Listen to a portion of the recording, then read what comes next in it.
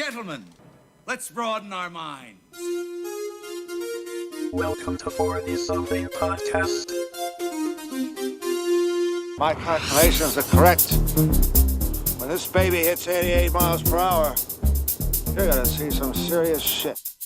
It's a little childish and stupid, but then so is high school. Yippee-ki-yay, motherfucker. Be excellent to each other. I feel the need for speed. Ow! Get to the chopper! There's something very important I forgot to tell you. Don't cross the street. All right, important safety tip. Thanks, Deacon. One shall stand, one shall fall. There can be only one.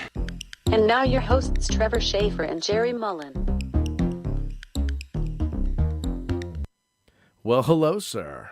Hello, sir. How are you? I'm good. Good. A little tired, a little wired, but okay.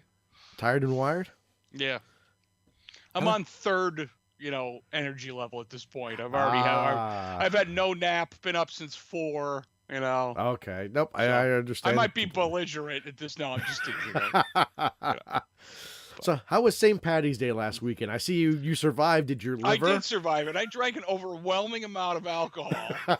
It was a lot. I got to the bar at 6:30. I ate a dozen chicken wings. I'm jealous and of that. Fries and a lot of carbs. And then I sat at the bar and my plan was to drink like Andre the Giant. I plan on getting good and hammered.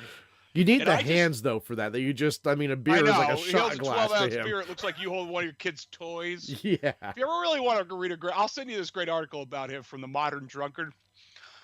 And that tells you all you need to know about that website. It's like that Wade Boggs. The Wade Boggs thing? Yeah, where you drank like 120 beers flying cross country, Yeah. and then he You ever played an watch entire game. You ever watch it Sunny in Philadelphia? Yeah, You they ever tried see to that beat the record. Yeah, they try to break the record and she does it. Yeah. That show is truly for terrible people. I watched, not to get off topic, I think, the first 9 seasons, and then Netflix got rid of it. So it's not on Netflix I watched anymore. it on less than reputable methods. Mm. And there's a couple episodes. You have to watch The Gang Goes to the Water Park. That's truly a terrible No, I didn't see episode. that one. That's truly a terrible episode. They have one where they do all singing. That episode's called The Gang Goes Black. My brother loves that show, and he's got a dark heart. Yeah. So that makes sense for him. But that show that's like living Cards Against Humanity. You know what I mean? Yes, Like it that's is. really what that show is. No one there has any redeeming factors whatsoever. No, none of them. And even when they start to, it just yeah. goes away. It just goes away. Oh. Well, we don't have a shortage of things to talk about this week, I'll tell you that. No, that's very true. I do want to start off with one thing, because I totally forgot. I know in the pre-show we talked about what we're going to talk about, but it wasn't until our opening music. There was a special little announcement last week on social media. Okay. We're getting a movie in 2020. August of 2020. A movie to complete a trilogy that's been long in the works. We are getting a third Bill and Ted movie, people. Oh, yeah. I thought you were going with the Ghostbusters again. No. Alex Winter and Keanu Reeves confirming. Alex Winter looks rough, too. But, well, I'm really convinced Keanu Reeves doesn't age. Yeah, he does not age. He's an immortal. Yeah. It was Christopher Lambert's birthday this week. Maybe he passed that power on to him. He must have. I don't know. Because it didn't work for Christopher Lambert. That's No. for sure. Not that we'll say anything bad about the Highlander because, well, we won't. Well, we will about the other movies, not the first one. Yeah. Highlander, there should have been only one. Exactly. Dale said that on a different show we did, and that always stuck with me. Yeah, the third Bill and Ted's Excellent. You know what? After that trailer, I kept saying to myself, man, I got to sit the kids down and have them watch, like, Bill and Ted. Like, you could not see the second one and be okay. Yeah. Yeah, but the first one is like that's beyond a cult classic. And that was really actually a very popular film in its day, but I really want the kids to sit down, but I'm really fearing, and it's a true fear, that 30 to 80% of the references they just won't fucking get. That is true. That is 100% true. Yeah, it might be all the way to 100. Like, first off, they travel in a phone booth. Yeah. I rest my case. Okay. Well, my kids have seen Doctor Who, so that's kind of like that's not a phone booth. That's a police box. Yeah, I know that, but I'm just saying. But that's what Bill and Ted was inspired by. So. I think out of obvious reasons, But how can you really do a Bill and Ted 3 without George Carlin? Somebody asked me that the other day. Yeah. It'll be tough. I mean, they'll have... You replace him, or you can't replace George Carlin. No, but I said the same thing. I said I think you have to kill him off screen. Yeah, just even a nice reference to Rufus would be nice. Mm-hmm. I'm kind of scared because Alex Winter doesn't look all that great. Keanu Reeves looks like Bill, and I'm just kind of scared of what the two princesses look like. That might not be good. I mean, it'd be really good too.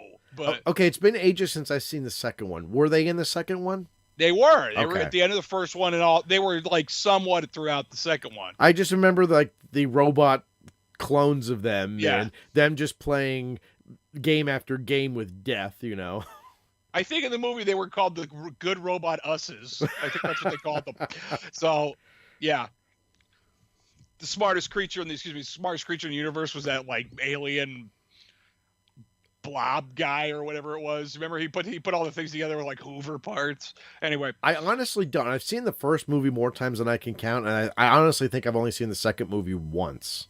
I remember going to the theater with our mutual friend Chris to see the second one. And that was when there was a theater outside the mall. Oh, yes. If you live in the area, may know what that means if you live in Northeast Pennsylvania. When you had the three theaters outside. Outside the mall. Which is now a Chipotle and a Vitamin World. Yeah, and a bank. And Five Guys Burgers. Five Guys Burger, the most overrated place ever. Did you ever look at the caloric content of those burgers? I know. I won't ever eat there again. Me and Kelly went there for 2 burgers. We got 2 small fries, which was a fucking colossal mistake. Yeah. Because you only need 1. And a milkshake and at the time Holy I was shit. That's like 3 days worth of calories there. I know. And it was like $48. I told Kelly, I said, I will never eat it again. I could make fucking 300 burger patties at home for $40. Seriously. It's like Johnny Rockets, just terribly overpriced. It is. I like Johnny Rockets too, but it's a place you go once in a while. Once a decade. So, and then, Bill and Ted. That would be fantastic. I just hope it's not like they're old now, and that's all they talk about is they're old now. Well, I don't know if you heard what the plot's supposed to be. It's about their kids. Please tell me it's about their kids. Well, no, it's about them, that they're middle-aged fathers.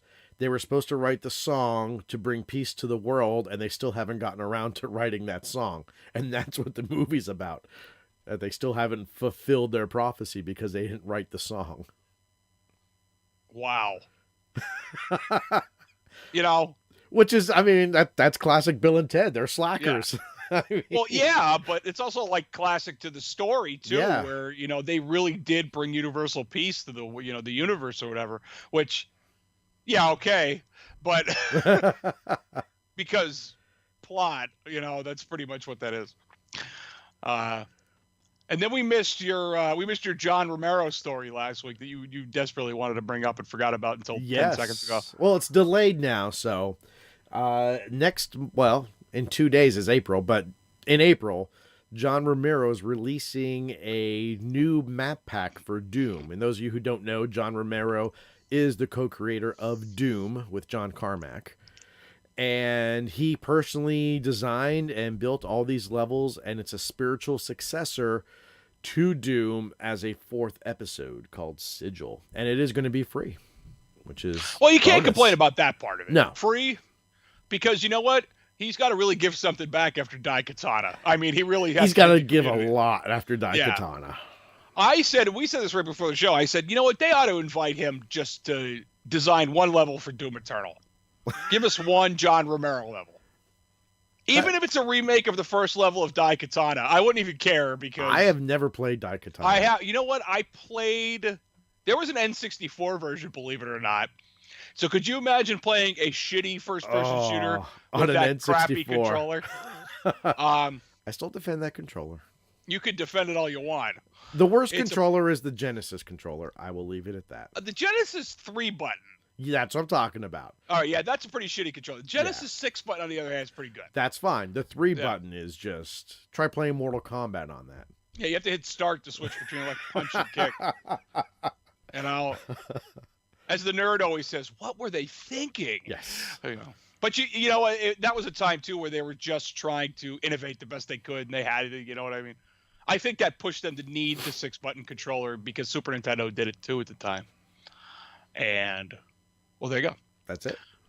History. So it is history. And you know what? I will download Sigil. Yes, I will. I will, and I will play it. I've been thinking about actually since I kind of got back into retro game. Not that I ever got out of it, but I kind of got back into like old PC gaming. I was thought to myself, it's been a lot of years since I like played Doom 1 and 2 straight through. Yes. And I think I'm going to do that again. But I think now at this point I might as well wait because I'll play the first 3 episodes and then get right into Sigil and be happy. I play each one maybe every 2 years and usually once a year. In fact, I'm just about due. I usually do it in the spring for some weird reason. I run through Heretic. I love Heretic? Yeah. Oh, I haven't played that clean through in years. Now, I'm going to warn you now. It's about to get loud here for a moment because my children are stomping up the steps. Here comes the door. Here comes the kids. Hello, honey. Oh, you see that crap? Hi, Trevor. Hello. Anyway, so, yeah, that's like me. I play Portrait of Ruin once a year.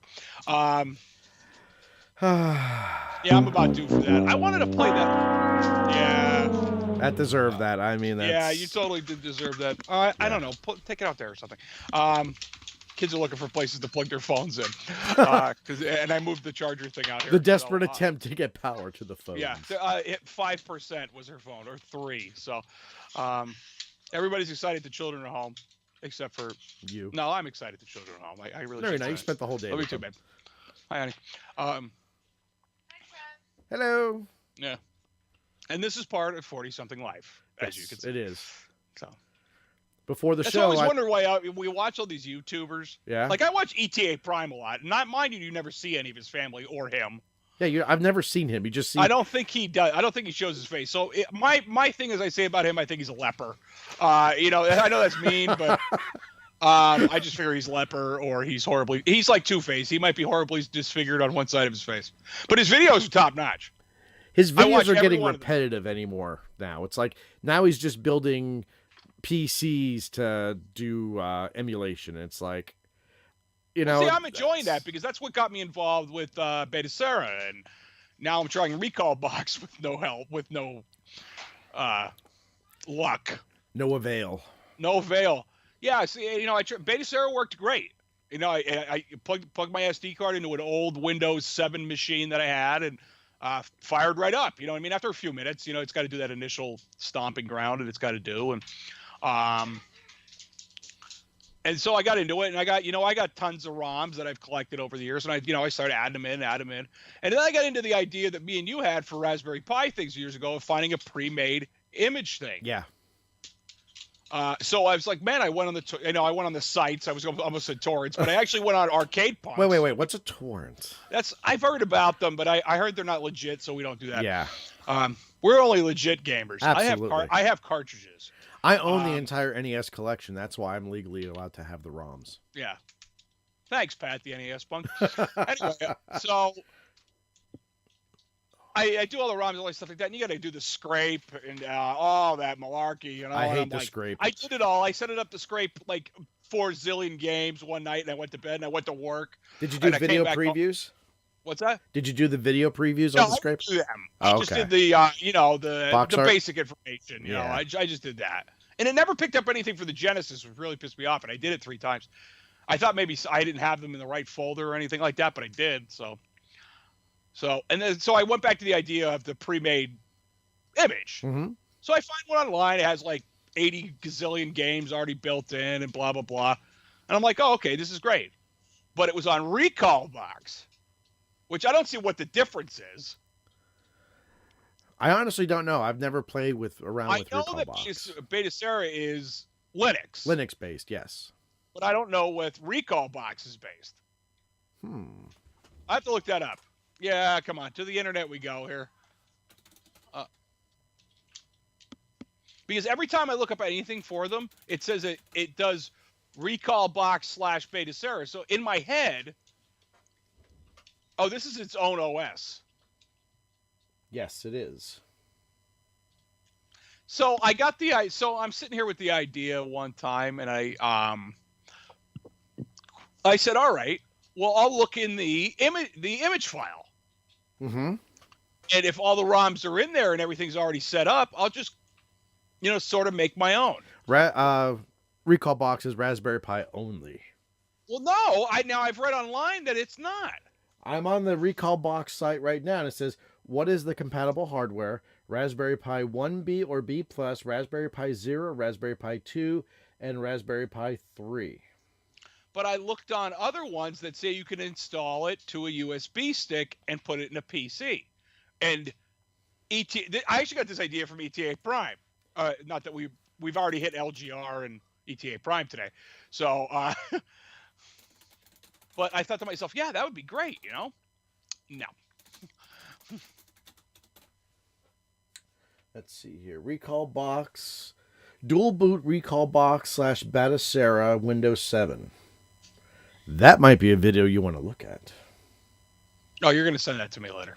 Download Recall Box OS free for Windows through Tom's Guide. Install and run Recall Box from USB stick. Okay. Yeah, it looks like you can actually do it. Yeah. So I think the next thing I'm going to try with this mess is I'm just going to get the straight Recall Box and try it that. And if that works, rip the image to it. Then it's the image. Yeah. Then it's the image that has an issue that I downloaded. I acquired. Well, as long as the files are legit in the image, you should be able to pull the ROMs off there. Well, I thought about that, and I opened up the image in the Mac here. Yeah. And it doesn't show any of the ROMs, even though the file itself shows. I have it right here on the desktop. It as being get info. It shows as being 26.84. When you look in the image file itself, it only shows like some small files that are a couple of K. What type of what's the extension on .img? It's not IMG? No, it is .img. Oh, it is okay. Here, in fact, I'll open it up here. Is this going to totally screw it up if I do the screen share with you? Everyone's going to see it. Yeah, no, never mind. My desktop's a mess, so I'm not going to. The only thing I could recommend is use a program called Etcher. I'm using Etcher. Okay. Yeah, that's what I used. So I thought maybe the Etcher burn didn't work. Mm-hmm. Like something happened, and you just don't know, I don't know if you're using Apple Pie Baker. Well, I used Apple Pie Baker to back up my original one. Mm-hmm. The one with Beta Sera. I said, I'll just do that. I'll feel happy. I know that works. So, excuse me, man. My head's all itchy. So, that's why I said I burned it with Etcher. I put it in the computer. Nothing. So, I said, all right, nothing. All right. So I pulled it, and I let it go for an hour. Nothing. I just keep getting this blinking cursor. So, I'm like, all right, whatever. So, I shut the computer down. I put it back in the Mac. I reburned the image. And I've been letting it sit now since Kelly got home at 7, and it's still just a blinking cursor. I know there's something wrong. Yeah, I read online that sometimes the first boot takes a long time, especially if you have a lot of games on it. Yeah, but it shouldn't take that long. Yeah, no, it should be 2 hours. No. So, all right, we'll get off that subject. So being pissed off. So, but let me see. Did that actually load up as a drive? Yes, it did.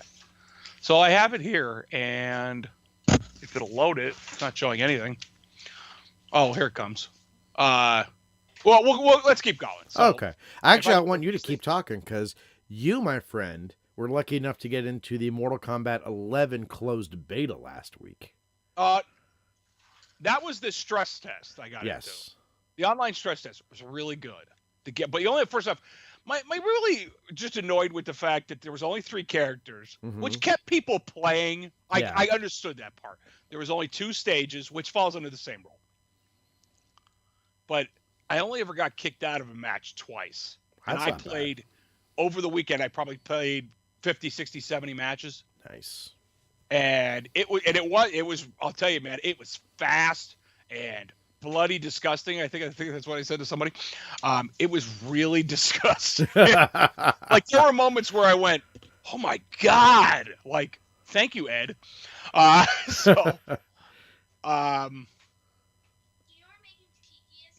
it's on the chair. So it ran quick. Like I said, very little. The only thing I didn't like was the fact that it's like you wouldn't get matched up with people who were about the same win-loss ratio as you. Okay. So I was in there with like 8 wins and 20 losses or whatever. That's pretty shitty, but whatever. But they would put you up against somebody who had 380 wins and 12 losses or whatever. And I'm like, this is Ed Boone. That's the first thing I said. There's really nothing in that file. Back to the recall box file. So, but overall, I mean, you got to play as Scarlet, Baraka, and Scorpion, which I was really kind of upset that Sub-Zero wasn't chosen for that. I would have really got into that. Yes. No. All of a sudden, it's very weird here. Overall, my feeling on the game is it's a really good successor to Mortal Kombat XL or X or whatever the shit is.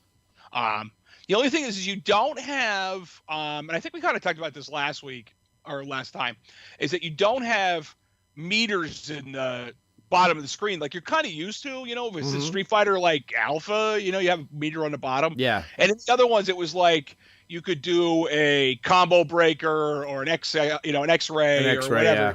You had 3 choices there.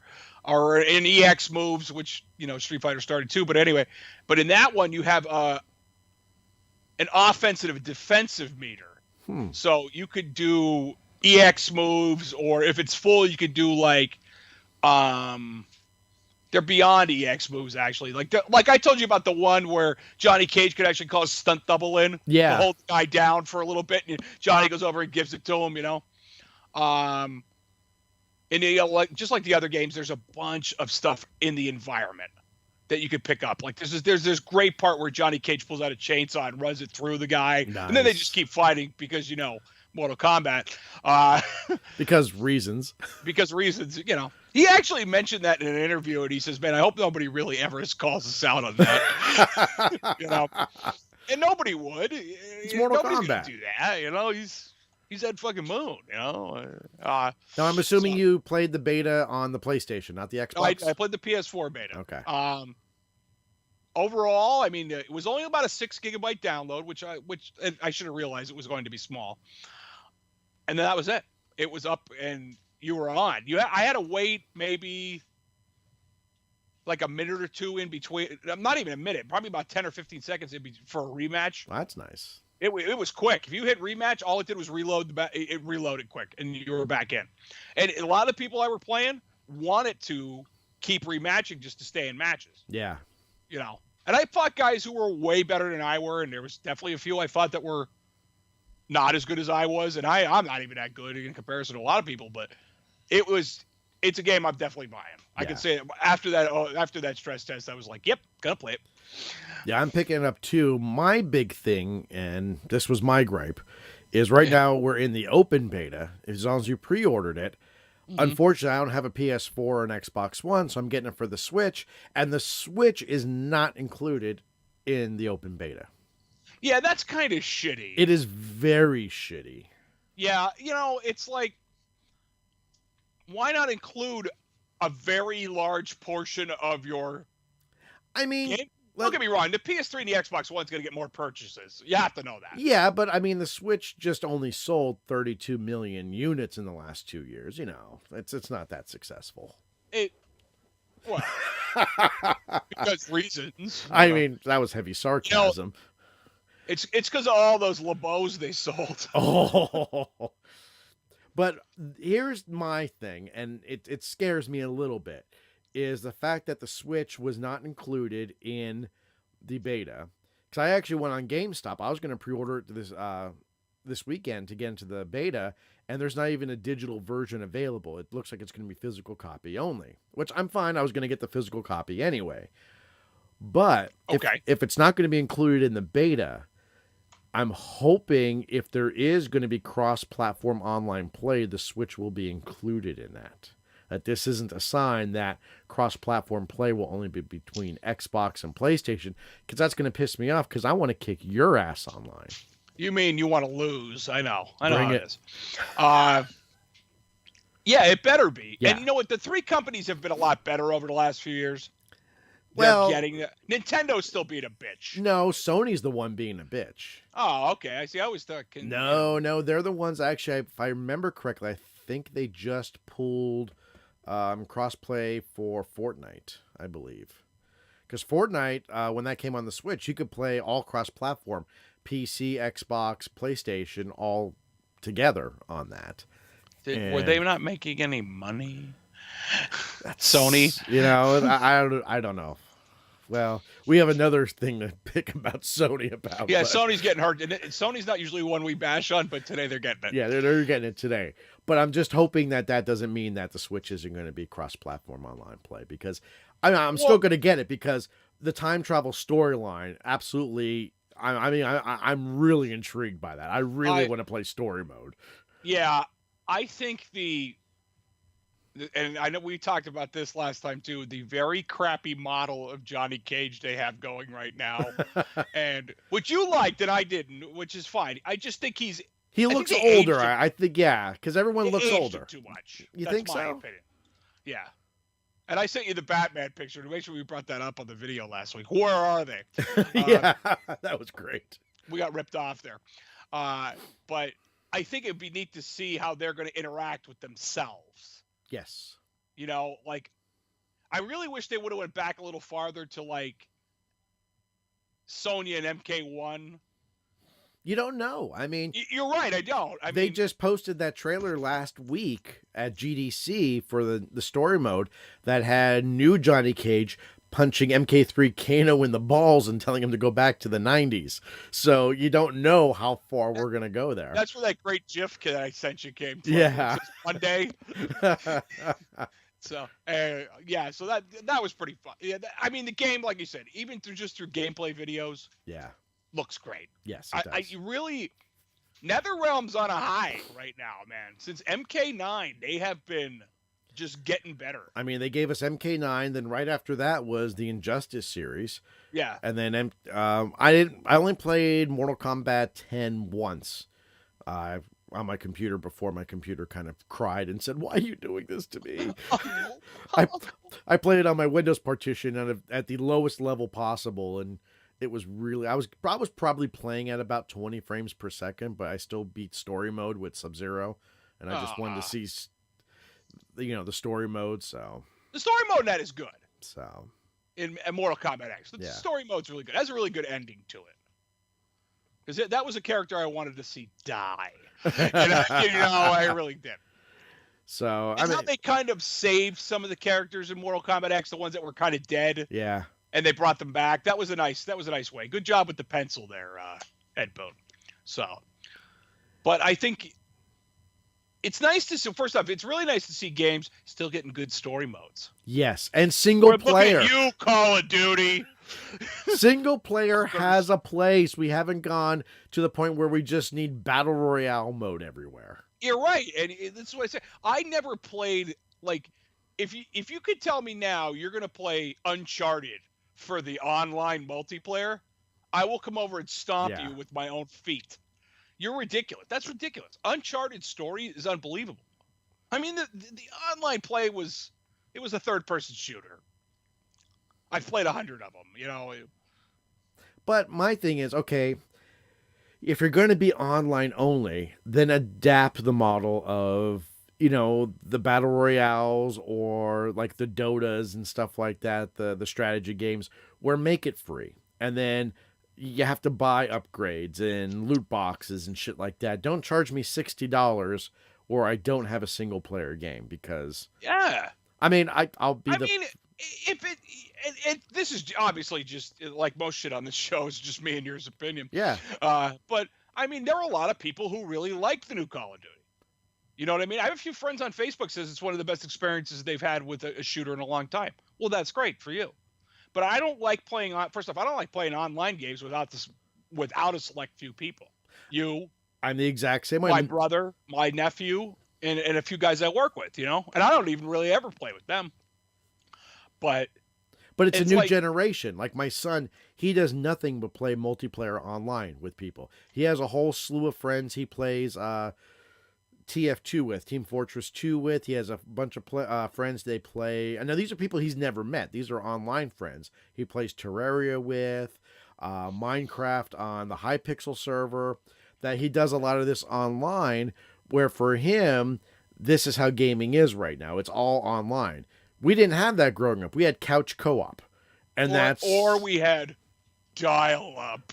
Yes, one-on-one. Well, you know what, though? But that made it more...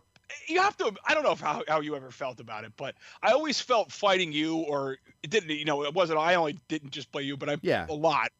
It was more personal when it was one-on-one. It was. It was, because you know what? Because you could see I always could tell when you've decided to change your strategy a little bit. Because you're not in the same 4 places. And I'm talking about Blood pretty much, because that's the one that kind of rings in my head in Duke 3D. But we played a lot of games like that. But I could always tell when you were like, all right, now maybe that's not working. I'm going to try this. And you the same to me, of course. But like I'll play online every once in a while with Virtual Fighter 5 and... I don't remember which Tekken it is. It's either Tekken 6 or Tekken Tag 2 has an online mode. That's just, it puts you with random people. It's just an online lobby and you go.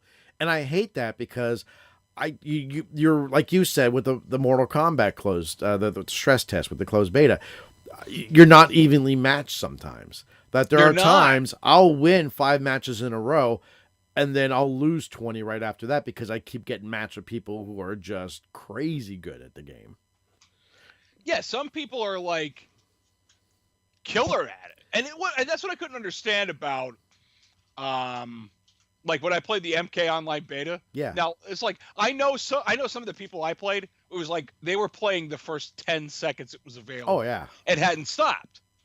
So whatever, if you could do that. Now, like we commonly say on the show, because it's also in the name, we're over 40 parents. We don't have time for that kind of shit. I don't have time to play. Like I played an hour and then I walked away. And then my nephew was here that day. I said, go ahead, jump in and play 10 matches. Enjoy yourself, And he said he really enjoyed himself too.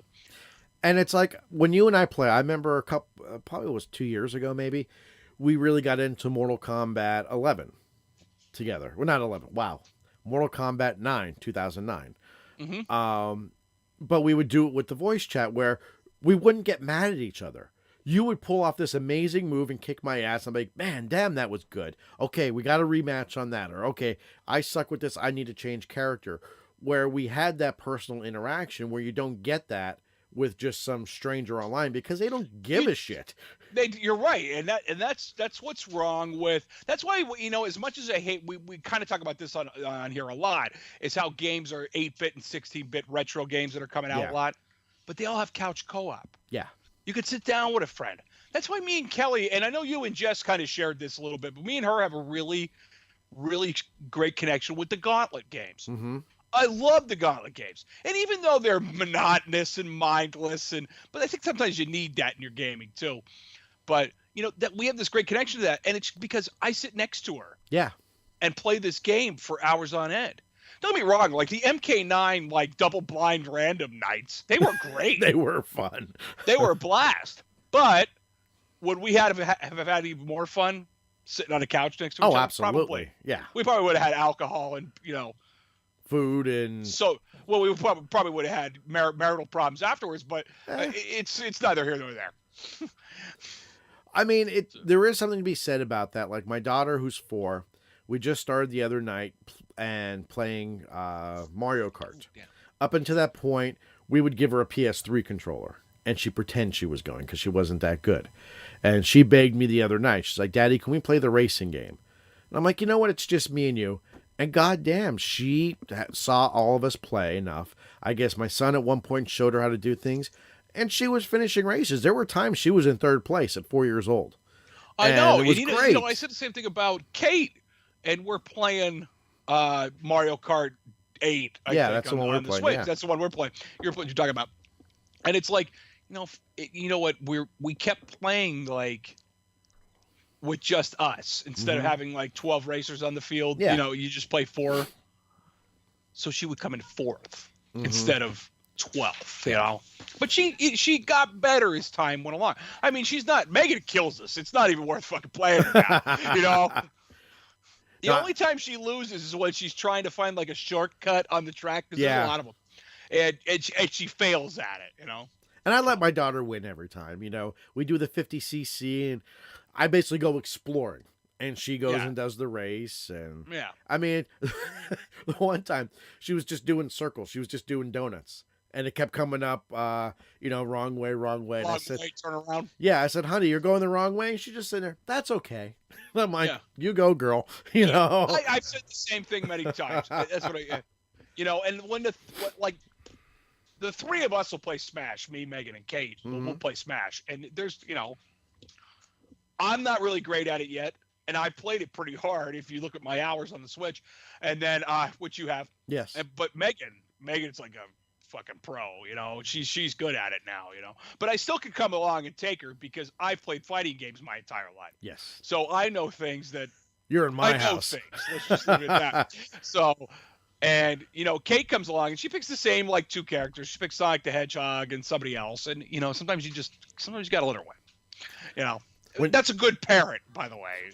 When you said we know things because we play video games, I remember years ago my son, he was probably about 5, 6 at the oldest, and he wanted to start playing some fighting games with me. And without thinking, he goes, Dad, how do I do this? I said, well, do a forward fireball. And he's like, what do you mean a forward fireball? It's like, okay, you've never done this before. I have to teach you the nomenclature. Fireball, down to forward, and a punch. It's like that's funny because I saw a Facebook post that made me feel old even when I had posted it. It was in your memories, which is enjoyable sometimes, and then I realized how young I was 9 years ago. Yeah. But there was like I remember it was about maybe 2 years ago. The post was, and it was me saying to Kate, "Here comes Hogan with the big boot," and I was like pretending to land on her, and she goes, "Who's Hogan?" And I'm like, oh. Oh my God, they don't know classic wrestling. But you know what? Wrestling was never a part of their life either, so it is what it is. So yeah. Well, I was cleaning out the garage in my mom's house. I was reorganizing things, going through a lot of my dad's stuff still, and I found this little Case Logic case. It was like a little fanny pack. And I'm like, what the hell is in here? Open it up. It's a Sony Walkman. And I'm like, God! I don't have the heart to get rid of this. This is staying here. I mean, kids today have no clue. That the Smithsonian may be looking for that. I mean, it had the AM/FM tuner and the cassette. There was no cassette in there, unfortunately, but it was like, I don't have the heart to get rid of it. Will I ever use this? No, but I just don't have the heart to throw it away. Wow. Yeah. Wow. That's like I found as I'm going through this Beta Sarah recall box deal. It doesn't have HDMI audio out, and I kind of talked to you about this. Yeah, we talked to different solutions. And... Yeah, I decided that I'm not adept enough to try to change code in Linux, let alone... Would you order the cable? No. I did one better. What? I had small powered speakers. Oh, well, there you go. I just looked it up. Then it hits me is that my sound bar has a line in. Oh. So I just did a line in and a line out to it. It worked out. And I got my new I can't even get to it now because Kelly's cleaning it off her shelf here, but I got my new thing all set up, my shelf with all my stuff. Your command center. So if I clean this old entertainment stuff off, and mind you, I had like 10 systems hooked up in a space it shouldn't have been. And the back of it looked like something. It looked like when you open up an old electronic device and there's like 6,000 wires in it. That's Yes. what behind my stand looked like. But so I go to hook up my PS2, and I'm like, all right, I got the cable to hook it up to the TV, you know, the RCA jacks or whatever. And I'm looking around for the power cord. I literally had wires all over the floor. This is like 2 days of this, by the way. So I'm like, I pick it up every one of them, and I'm like, this doesn't fit. This doesn't fit. This doesn't fit. Finally, I come to the conclusion that I don't have it. I checked every power cord I owned. I was even pulling out old cell phone chargers, like plugging them in. I'm like, no. So it looks like I'm going to have to go down to that guy downtown and see if I can get a cheap a PS2 hookup, and then I'll be good. But I got all hooked up to one TV. Nice. Mind you, I had to use a VCR to hook up really old stuff. Yeah. The NES. But I got it all to come out through the TV, and I got all that to come out through the soundbar. Very nice. Without any loss of audio. So it worked out really good. But there was a casualty. And I did, and this is the moment where I wish I had thought about putting taps on the soundboard. But I mean, I don't have anything except like... That's the best I got Mario for it. Death sound? Do we have that? It was really sad.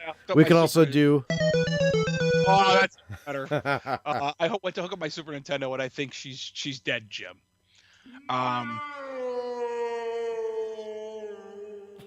It's so it's odd how much that sounds like Chewbacca. You're not wrong. Yeah, I'm not. So I went to hook it up, and it gets power, and at first I thought it was the AV hookup. So I'm like, oh, okay. Excuse me. So I tried the one they had for the GameCube, which is the same one. Yeah. Nothing. I'm like, all right, maybe it's my TV. So I tried to hook up something else. That works perfect. Okay. So then I thought, well, maybe I had the wrong power cord again.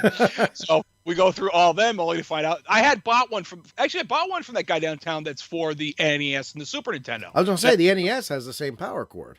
No. I think it's the same power. Yeah. But it's a different plug, we'll say. I thought it had the same. No.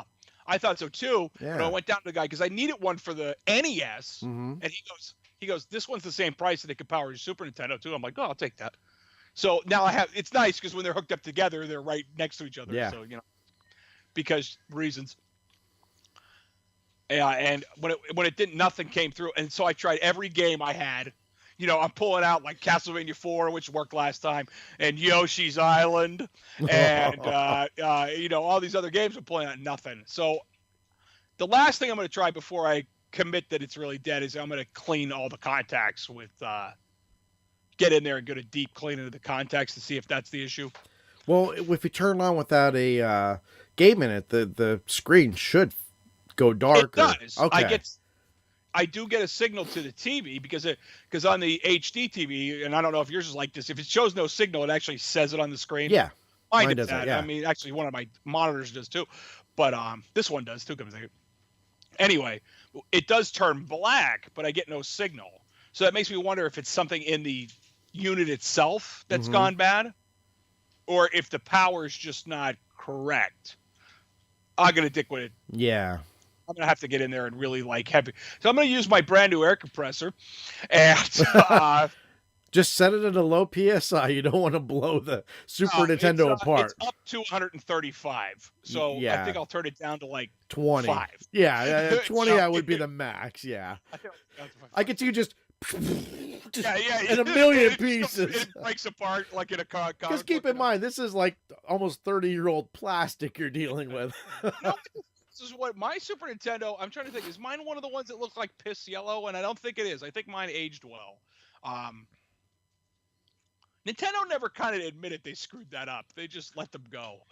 Well, all their consoles, except for the N64, because it was darker already, all of them discolored. The NES discolors. My NES top loader, because I don't have the toaster. Mm-hmm. You have the toaster. I have right? the toaster, yep.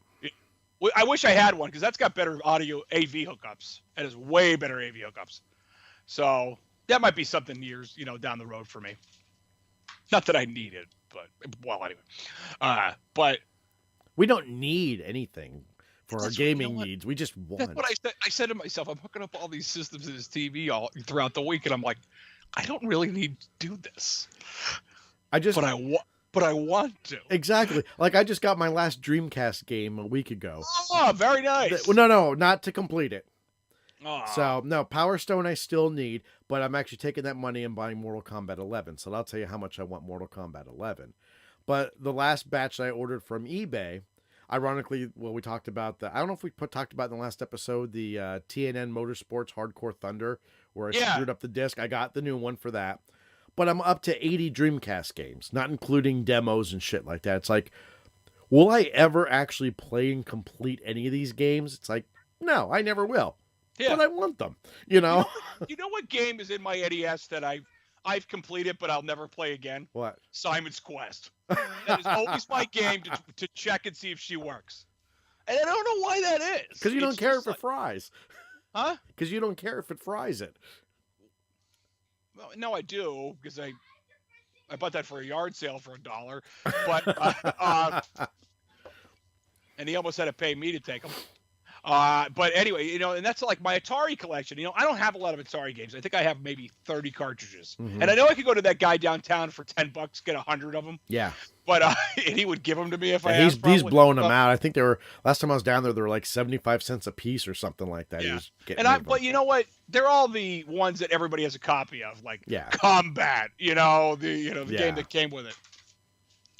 So, but you know, like I'm hooking all these up and I'm like, why am I doing this? Like I'm running wires and zip tying, and you know what I mean? You're trying to do what you can.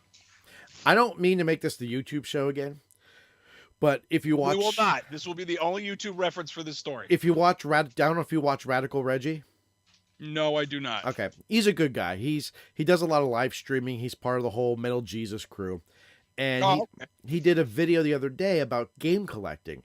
That he's at a point where he has a dedicated game room, and he swore the games would never leave that room, like they wouldn't spill into his living room. Well, of course they have at this point. I mean, the dude's got like tons of games, and excuse me, he said he's at the point now where he's reevaluating his collecting. That is he collecting for the sake of collecting, or is he collecting games he wants? And now he's switched it around where now he's only collecting either games he wants or games he's wanted but never had. Rather than just collecting for, well, I don't have that game, I want to pick it up. Yeah. He's now collecting with a purpose that he said because he has so much now that he's switching his thinking of, I don't want it for the sake of wanting it. I really do want it now. You know? Yeah, you know what? I don't run out and buy a lot of retro games. I don't. I have the select ones that I've wanted and that I've always loved. Mm-hmm. You know, like the original couple Final Fantasies and the Marios and Stadium events and, you know. Anyway. We know you have a copy. We're not talking about it. It's like those pictures of your wife. Anyway. Yeah. But you know, I have like the ones I've always wanted. Of course, I have some that I just had, that I've collected over the years. But it's like I'm not actively out there looking for Atari 2600 games, even though I love the system. You know what I'm always actively looking for is a set of paddle controllers that fucking work. But anyway, every time I go down to the two guys, I even go to that guy I claim I don't like. Oh, the one on South Main Street there? The one on South Main Street. I'll go to him probably once a month to see if he's got one. Mm-hmm. And if I don't see it when I go there, I ask somebody there, and if he's got nothing, I'm out. Actually, the guy downtown will fix them, but it's catching the guy that does it to get it to him. It's not always worth it. So. But I found myself in that same situation when it was last year, actually, when we had the huge heat wave where they were telling people pretty much stay inside, don't go outside. That's when I went and got a light gun, got the CRT TV at Salvation Army, and brought out my NES for the kids who had never really seen it. They just played it on the RetroPie. So I went and same guy downtown. I ended up I got a visitor here. I got my daughter. What did you give me, honey? Oh my God, what is that? A gun. A gun? Yeah. My daughter just drew me a picture of a gun, apparently. Kill yourselves. That's. Well, thank you very much for the gun. It's related to the thing. I just got the stink eye for saying kill yourself. You want to say hi? Hi. You want to say hi, Addie? No. No, I scare her. I last time I was there, she was. See, this is the over 40 thing. This is the over 40 always around. thing. But being over 40, what you see right now is what you'll just cherish forever. Is when your kid comes over and gives you a hug. So. But what I was saying is, I went there, and there were a lot of games that I have in my collection that I no longer have, and there were games that I always borrowed off friends that I never purchased. So I actually purchased one of those games that I always borrowed, which was Teenage Mutant Ninja Turtles. And I got a decent price on the original one, yeah. So I got it for like $7, which to me was completely reasonable. And then I'm thinking about the other games I used to borrow. And, like I used to borrow DuckTales. Well, I can't afford DuckTales. You know? Yeah. I used to play, we used to borrow, what the hell was the name of that game? Oh, Double Dribble. Couldn't remember that one. Double Dribble. Double Dribble. That game was great. It was, but it's like, okay, how much am I going to spend to try to get these NES carts that I can emulate on almost any piece of hardware that I have in my house? I know. There's that nostalgia value that, yes, I wanted the actual cart for Turtles, but I don't need a copy of Double Dribble. I'm not spending $60, $75 on a copy of DuckTales, you know? You know what? I'd spend $60 or $75 on stadium events. Oh, yeah, who wouldn't? Or Nintendo World Championship. That's his daughter, Adelaide, that I don't think you've ever met. And this is my daughter, Catherine, who's hiding and coming in and out. Well, we can't see her because you have your background blurred. Oh, do I? Oh, I still haven't. I forgot to turn that on. Like there's some kind of like, you know, federal witnesses that you're protecting. We just. I'm leaving it on. There's a voice garbler now. That's my daughter, Catherine, who's kind of hiding behind me. Unblur my background. There we go. So, I forgot I turned that damn thing on. So, you want to see Jerry's daughter? Look. Say hi. You can say hi. You want to say hi to her? No. No. She said hi to you. Hi. I don't even know what you're still doing up. It's 10 o'clock, honey. Anyway, so. Yeah, I have a hard time. Yeah, we got really far away from Mortal Kombat 11, by the way. We did, but it's, you know, off topic with Trevor and Jerry. Yeah, it is off topic with Trevor and Jerry. You going to go to bed now, honey? No. Okay, can I have a kiss? I love you. Nice. Very nice. Have a good night, sweetie. Parenting. Yes. Most rewarding things you'll ever do. Those are the moments that make it worthwhile when other times when she just, you know, spills paint all over the floor. I want to kill her. Which she did the other day. And then I went to clean it up and I didn't realize it was... Like kids do that, you just think, this is okay here. Yeah. You know? Yeah. So, yeah, that's... Yeah. So we went through John Romero. We went through MK11. Oh, yeah, we forgot about the Switch. While we're on the Switch, I guess we could talk about the Mini and the Pro. Yes. I really didn't see anything on this article. You sent me the information about it. Or at least what we're... Yeah. I kind of sent what we talk about.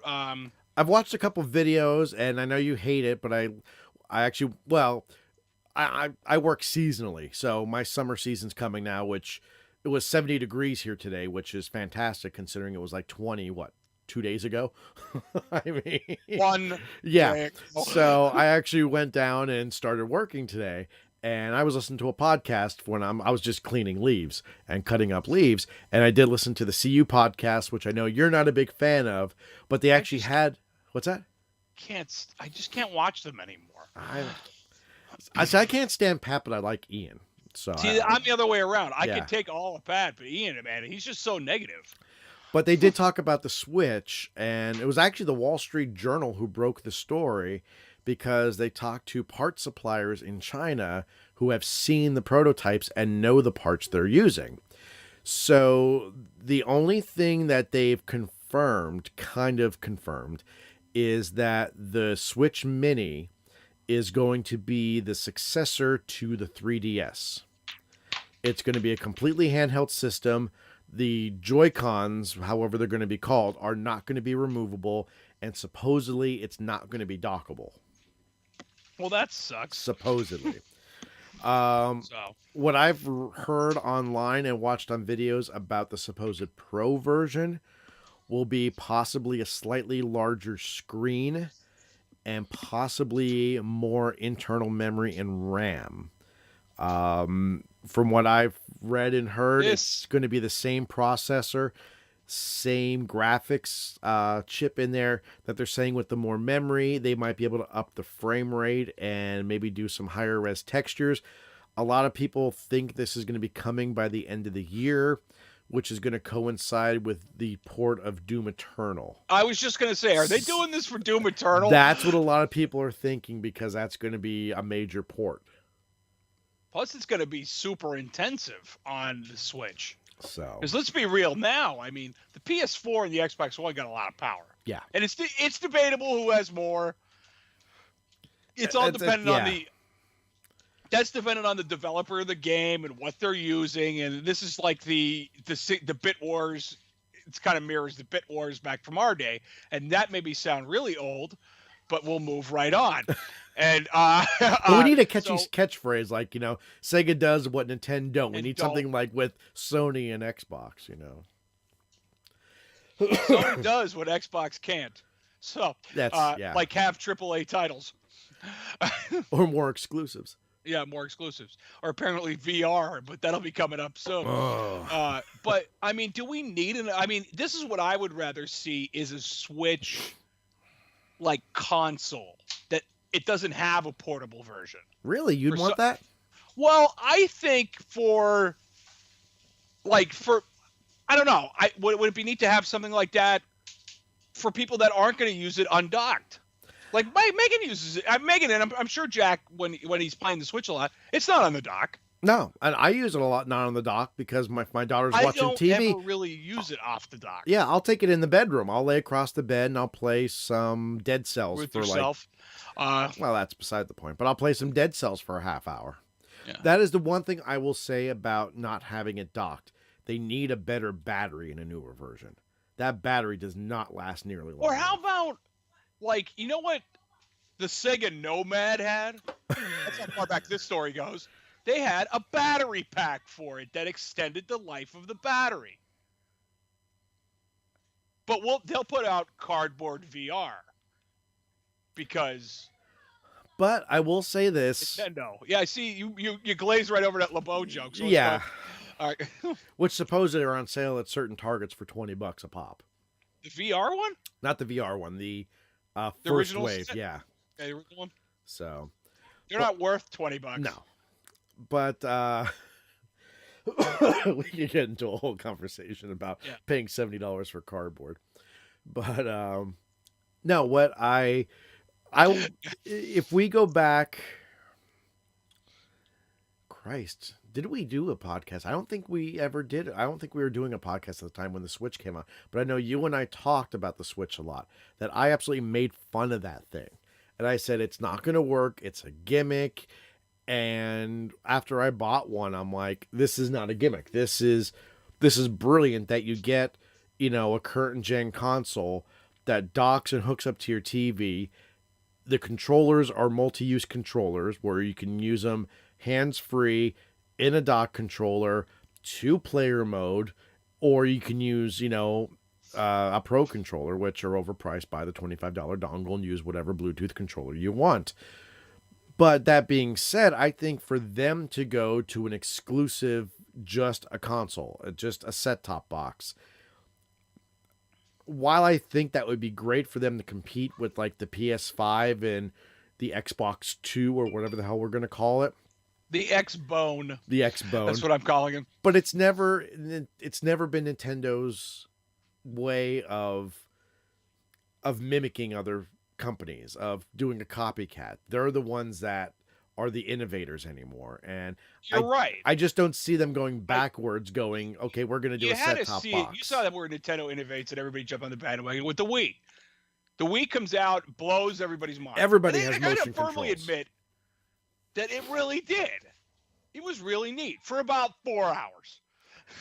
It was really good until you played boxing for about a half hour, and then Yeah, you and couldn't then move your arms the next day. You're like, oh Yeah. shit. And when they asked you to play The Legend of Zelda and you had to hold a shield and a sword, Yeah. well, the concept's really cool. But that, and Zelda games are like 80 hours. That's not going to really work in the long haul. Yeah. And I don't burn Zelda because I love the games. But anyway, Well, so then who came out with the Move?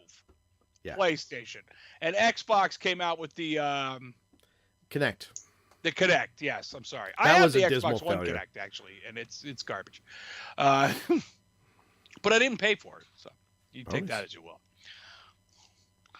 But Nintendo is an innovator. Yes. They're never going to lose the handheld market. Well, Forget that's the thing. They are losing the handheld market because they're, from what I've read and Well, saw. they're losing that to phones, I think. Personally. Exactly. They're losing it to phones, but they can't really innovate too much more on the 3DS side without making it larger, which makes it non-portable. And that's where they're saying the Switch Mini would come into play, that you might be able to be backwards compatible to play 3DS games, but you can also play actual Switch games on it. Well, that would be kind of nice. How about Nintendo gets on the ball and puts 3DS games on the TV? I would get a lot of use out of that. Believe it or not, I just had kind of that same conversation with my wife the other day when I finally downloaded the new games from March for the Switch Online, and I don't see the value in it anymore of the games that we're getting. I think we had this conversation last time or 2 episodes ago, but yeah. It's like they need to, if they're going to bank on their back library, they need to step it up.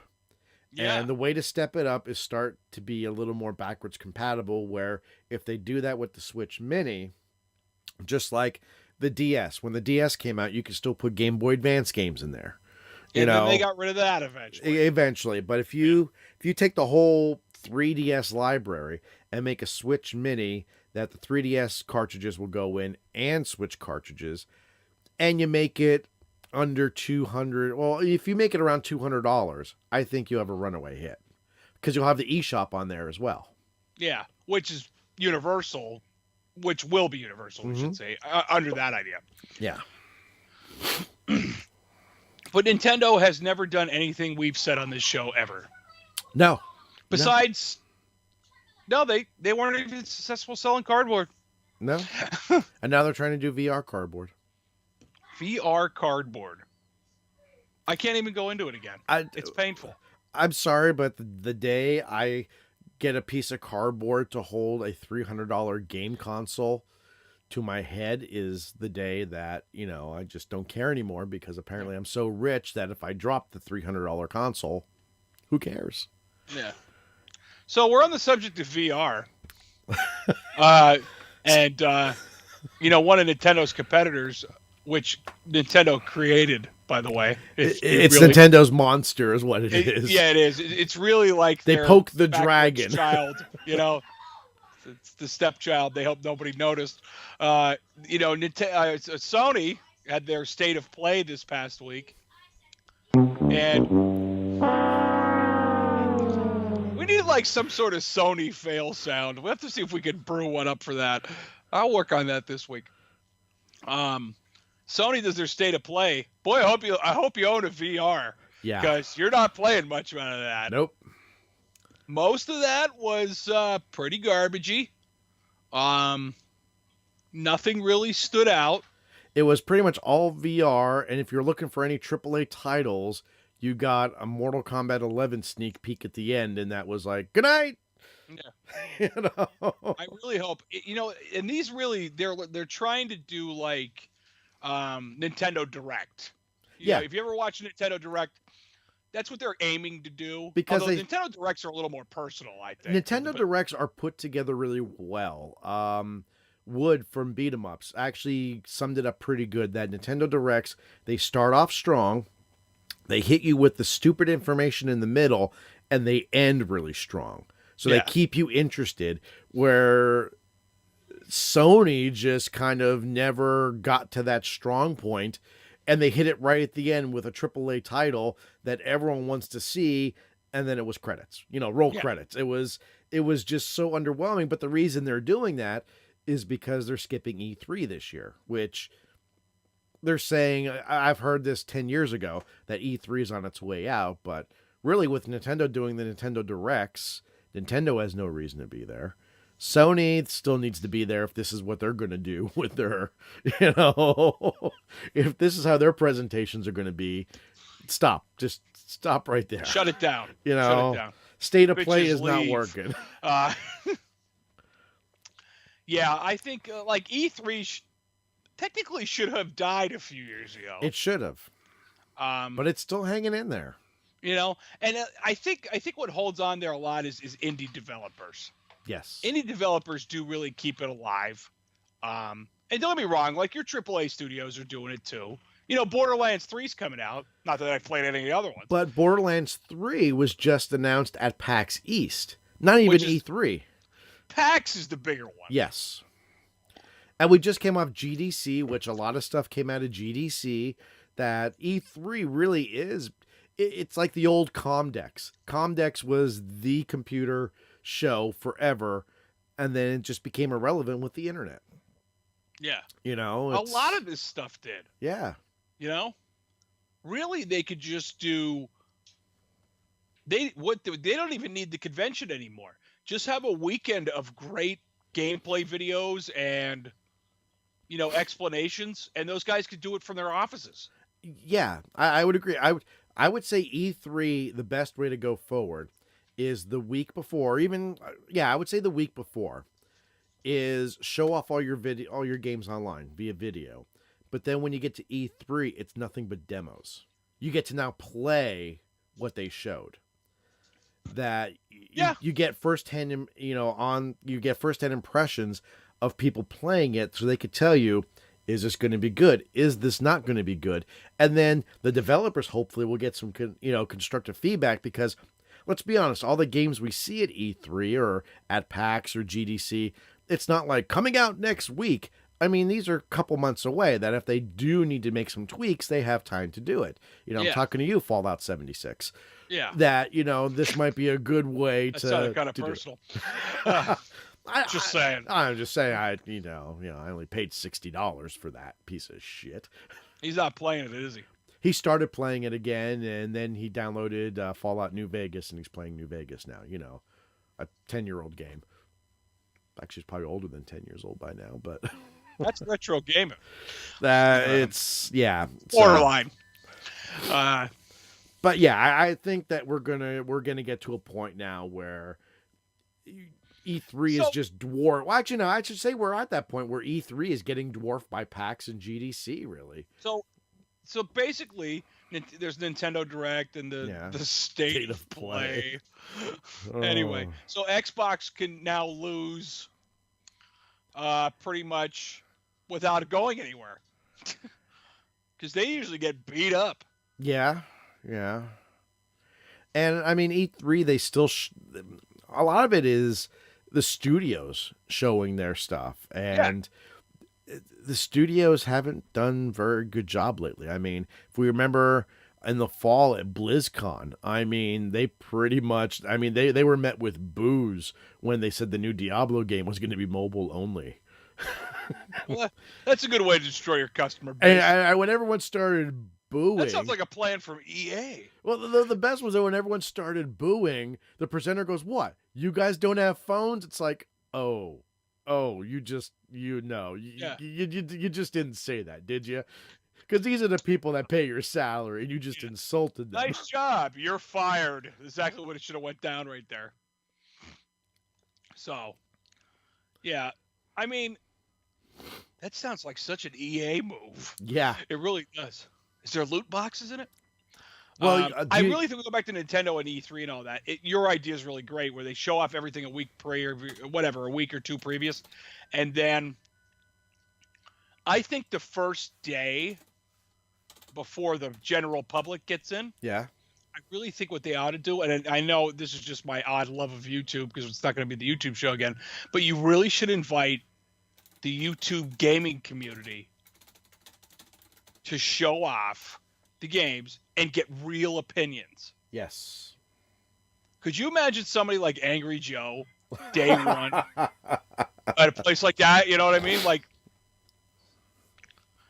it would be unbelievable. It would be unbelievable. And trust me, Angry Joe's not the only reviewer we watch online, by the way, because I watch a lot. Well, he got his pee-pee spanked modern. this week, too. Huh? Angry Joe got his pee-pee spanked this week. I haven't watched the video in a few days, so you can explain that to me. He got his video pulled, demonetized, because there was too much cursing in the first minute. So he went back, edited. He did agree it was pretty vulgar, but apparently that's one of YouTube's things now. If there's excessive cursing in the first minute of the video, it automatically gets demonetized. Which, if anyone knows Angry Joe, if he doesn't like a game during his review, his first words are usually, You done fucked it up. And that right there will get it demonetized. You know? So... That's how I know. Yeah, that's how you know whether the review is going to be good or bad by the first 15 seconds. Yeah. But I just brought up YouTube with the State of Play live stream, and currently it's sitting at 9,000 thumbs up. Now keep in mind this was broadcast 5 days ago, so 9,000 thumbs up, 26,000 thumbs down. How many views? That's even worse. 266,000 views. Holy shit, that's crazy. So, because reasons. Yes. So the State of Play was, at least in concept, it's a good idea. In concept, it's a copycat. Again, it is. Nintendo started this. I mean, Nintendo started this and people are copying again. The thing I love about Nintendo Directs is the fact that I could go on my Switch and watch them. Mm-hmm. That I don't have to go on YouTube. I could just, boom, right there. There's the news section right there. Boom, I could watch it. And it's like... Yeah. You know what used to be really good, too, and unfortunately passed away, is Iwata Asks. They were good, too. Iwata Asks. I'm sorry, not Iwata. Iwata Asks. They were really good, too. But, yeah, I mean... I'd hate to see E3 go, because that used to be an exciting time. Yeah. It was, you know what I mean? You're going to see all the new games and all, maybe new systems. And I got invited to E3 once, and I didn't go because I would have I was actually going to go. Sony offered to, when I was a manager of Electronics Boutique, the Sony rep said, if you ever want to go to E3, I could get you free tickets. To which I was like, really? She goes, yeah, but you have to buy your own plane fare and find a hotel room, which are pretty much sold out already. And I'm like, yeah, I can sleep in my car. So sorry, I keep coughing. It's okay. I've got dirt in my lungs after today. Yeah, I got you. No problem. But yeah, it's sad to see, but it is. I think it's on its way out. Now, does PAX have like a cast? What do you mean? Like PAX, the Penny Arcade Expo. Yeah. Yeah. Does that have like a? Like a live stream? You're saying? Yes. That's what I went for. I'm sorry. I don't believe so. I think everything is just strictly self-contained. They might benefit from that. Sometimes maybe that's not. better. Maybe not. No. I think sometimes that's better. I mean, you just get the announcements, you get the trailers. We should go to that one. I forget. Ubisoft. 2 years ago at E3, they did with Aisha Taylor from Archer. They did a whole thing, and she started coming out by insulting gamers. I mean, she meant it as comedy, but it was just like. And then last year she did it, and it was overly scripted to the point that you could tell she was pretty much told what to say and what not to say. That it's just it's not genuine when it goes that way. I know you love her. I do love her. Lana! That show is so great, though. It really surprises me that Archer's on TV. All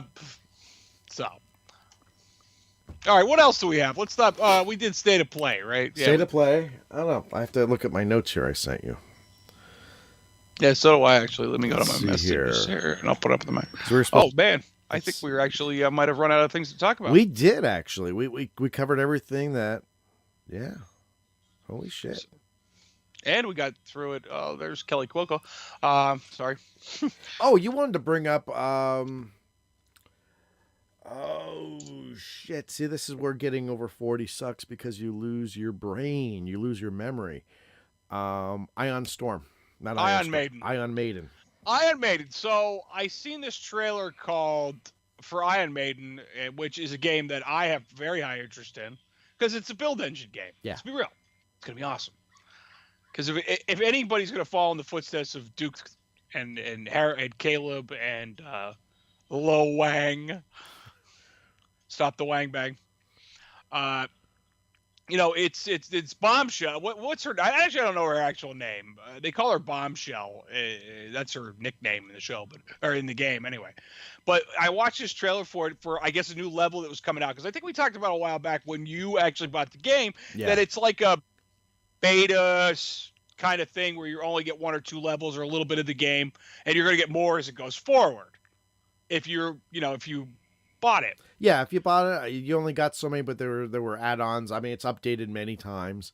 So, but it's build engine. It looks a lot like the original Shadow Warrior, color palette wise and everything. A lot of blues, some reds, a lot of grays. That's okay though. No, there's absolutely nothing wrong with that, Yeah. Except if you're putting a new game out like that on the Switch and charging $20, Because reasons. Because it's retro, it's pixelated, but never mind.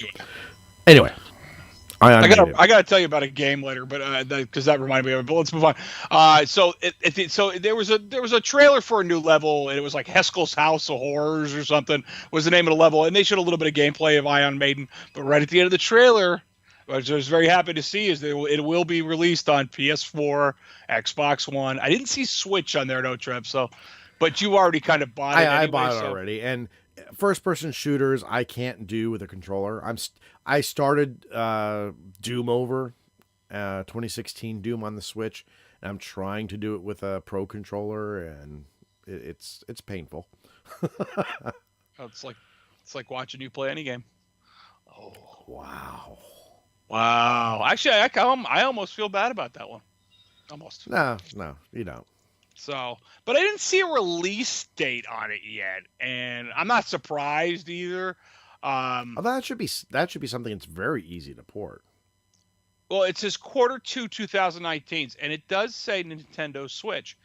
Q2 starts in. Her name is Shelly Bombshell Harrison, by the way. I had to look it up; it was driving me nuts. There's a word you don't ever see: a transhumanist. Interesting. I have to see what that word means. But yeah, I'm actually kind of excited about the game. First off, it's another first-person shooter. Yeah. But it's in the vein of Duke Nukem. Yeah. It really is. It's a female Duke Nukem. I really believe that.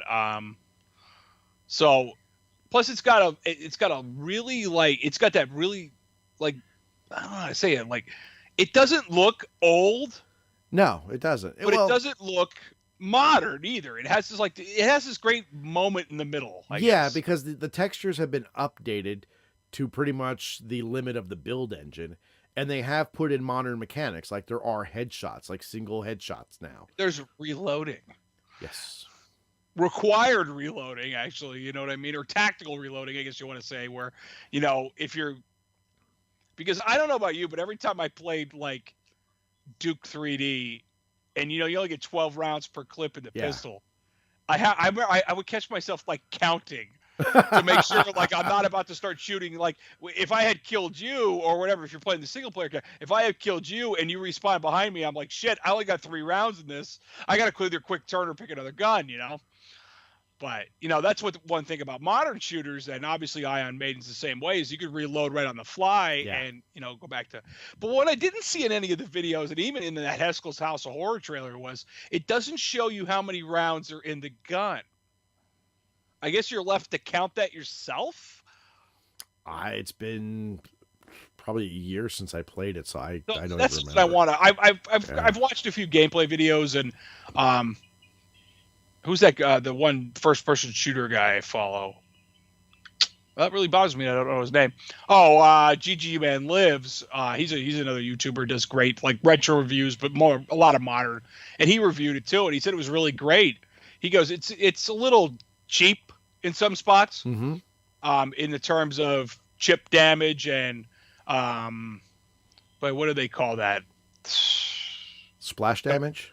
Not splash damage. The other one where they can nail you from like across the level. It'll come to me later. Being an asshole? yeah, some prick. I want to know if Ion Maiden will have multiplayer. I'd be shocked if it doesn't. Personally. So I'm curious now, but I don't feel like rebooting the Mac into Windows 10, or else I would. I doubt it. That it won't have it. Go back. I mean, it's based on the build engine, obviously, but they use the eDuke 32, which is a fork, I guess you could say, of the build engine. Yeah, it's a modernization. I mean, it makes use of OpenGL. That's why you're able to have a lot higher res textures. Yeah.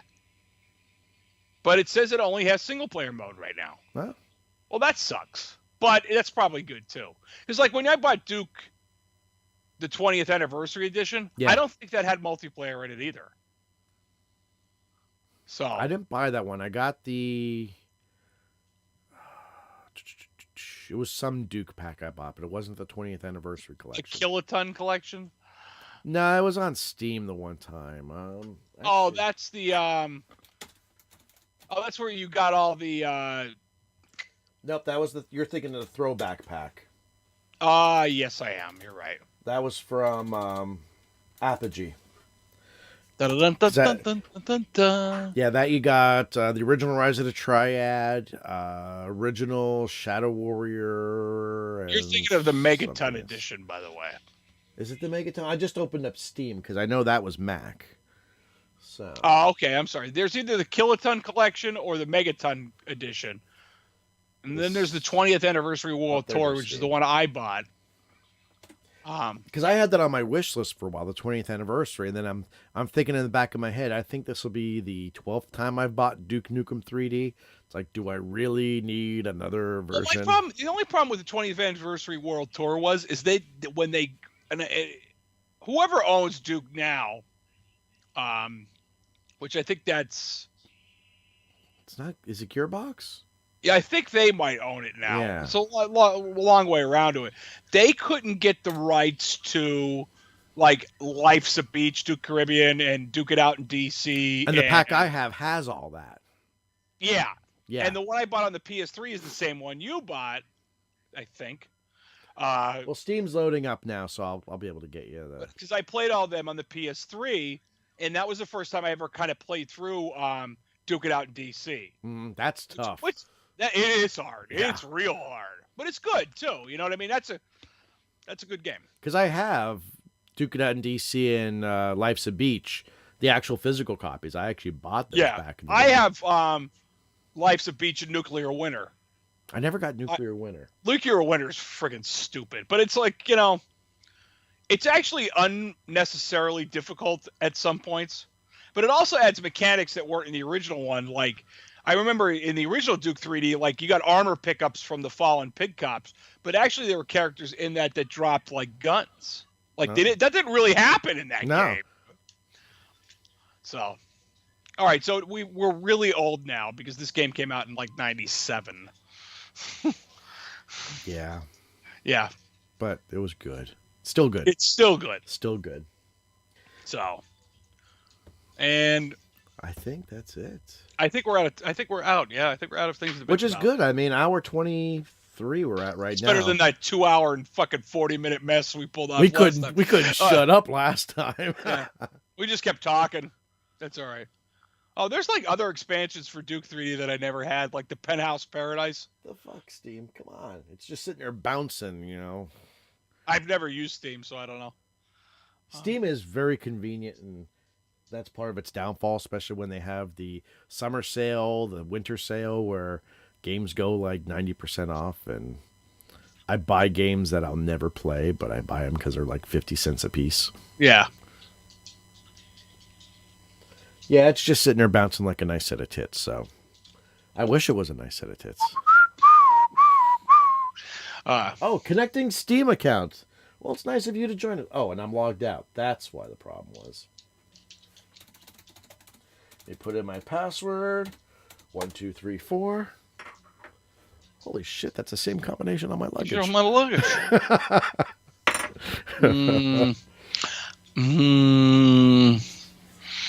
That was a movie that we should have gotten a sequel to, but sadly we never will. No. There Actually, we Kelly go. and I just talked about that. We were just actually kind of talking about that movie last night. Yes, Or it was the Megaton Canoe edition. So that has all the add-ons. Yes. That's the thing is the 20th anniversary. That was the only kind of crappy part about that is I bought the Megaton edition and I got it for like $10. Yeah, I bought it because I bought that and Duke Nukem Forever during one of those sales when it was like, I think like $2 a piece or something like that. Yeah. Well, let's not talk about Duke Nukem Forever. Well, I actually got it because I actually want to play it with a keyboard and mouse, even though I have it for the PS3. Yeah. I feel better with I a just keyboard don't and want mouse. to play it again. Oh, come on. Multiplayer on that was fun. Yeah, I admit. That was Multiplayer redeeming on that it. game was really good. Yeah. It was Duke Nukem 3D fast. Yes, it was. Which made it nice. Although some of the mechanics were changed a little bit, but that was still pretty good. And me, you, and John played it that one time. It was really good. Yeah. Except he's a cheap son of a bitch. He wasn't bad there. In Doom, oh, forget it. The BFG edition, I'm never playing him again. That fucking shotgun. I refuse. I raged quit him that one time, and I never do that. So, all right. I guess we're out of things. One more time. Oh, pussy feathers. It's never not old. Actually, you would just hear. Oh, pussy feathers. Oh, pussy feathers. It's like, shut up. Although he would it's say, so pussy sad. feathers. It's so true. He would just do that little giggle. You know, I always hated about him is he was silent. He would just keep playing and not say anything. Yeah. While you and I are trash talking. Yeah. And if he got that plasma rifle, the game was over. We were fucked. He was deadly with that shotgun. I don't know. I mean, I would unload a plasma rifle on his ass, and he'd still be alive and do a single shotgun hit at me. You're dead. Yeah. He cheated. That's what I said. So, all right. So please, I guess we're at the end of this, but please like and subscribe. Like, subscribe, review, share, please. Please. And sponsor if possible. And coming in the next, hopefully by episode 22, we are starting a dedicated YouTube channel to this podcast. So it will no longer be on my personal YouTube. So Trump's kicking us out. I'm not kicking it out, but we're 20 years old now. You're out of the house. This is 20 episodes. I think it deserves its own YouTube. The account's actually created. I downloaded all the old episodes. I just need to find a time to upload 10 gigabytes worth of video. That's called hit OK and leave. Yeah. Yeah. If I had good internet, I would do that, but our internet sucks, so we only get 5 up, which still takes forever. It does. That's 5 megabits. Yes. Not megabytes. Megabits. We need Google Fiber immediately. I need something. I mean, we can actually get, not fiber, but we can get, 150 down, 50 up for what? Almost $200 a month, to which I'm like, what's wrong with that? You know, fuck. Because money. Because I like to eat and have my kids, let my kids go to school with clothes on, you know. Eating's overrated. Actually, it is. I'm still trying to lose weight. Yeah. I fell off hard last week. That's okay. As long as you felt good. Oh, I did. But 10:30 at night eating a bowl of cereal going, I shouldn't be doing this, but god damn, the Cinnamon Toast Crunch tastes so good. Actually, believe it or not, when it came to like my sugar and issues, yeah, cereals that seemed the crappiest had the lowest amount of carbs. Right. Look at the carbs on your cereal. Look at the carbs on your shit once in a while, and it'll blow your mind how actually good for you some of it really is. I will never be able to get rid of carbs. I know you had to, but I can't. No, I don't get rid of them. You'll die without them. Yeah. But All right, let's take this off. Thank you. Let's take this off. Let's take this offline before we. Yeah. So go thanks on. again for listening, watching, however you're getting this through your favorite podcast app. Someone told me it's not on Amazon Echo anymore, so I have to look into that. Which no. I honestly don't remember. Maybe how somebody I watches the did show. Well, it was me. I tried to load up an episode the other day. I was just making it sound like someone watched it, but no, it was me. God damn it. So lonely. So Here in my okay. panic room. Yeah. Yeah. And we're at 40-something show on Twitter and blah, blah, blah, Blah, blah, blah, blah. We don't do Facebook because, well, Facebook's evil.